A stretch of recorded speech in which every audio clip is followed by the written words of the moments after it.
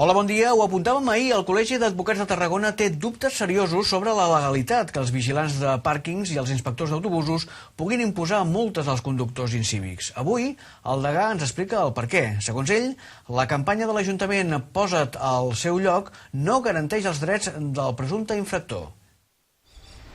Si la campanya Posa't al teu lloc, que ara està en fase informativa, tira endavant, les multes que posin els vigilants de zona blava i els inspectors dels autobusos no seran vàlides. El degà del Col·legi d'Advocats de Tarragona, Manel Albiach, diu que aquestes persones no tenen autoritat per posar denúncies. Inicialment, els agents de mobilitat tenen unes prerrogatives o, millor dit, unes funcions molt determinades que en cap cas podrien ser incrementades si no és en funció del que digui la llei. En aquest cas, un agent de mobilitat no està previst perquè pugui sancionar en base al que es pretén actualment. A més, la mesura no garanteix els drets del suposat infractor. Es dubtaria de la viabilitat o de les sancions. Entenem que podrien ser recorregudes pels ciutadans atès que vulneren certs drets fonamentals, com hem dit abans, de la intimitat, i que plantejarien certs problemes finalment si que la sanció s'imposés.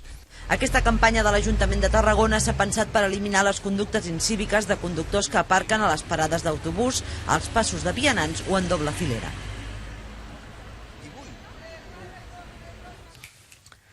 Els veïns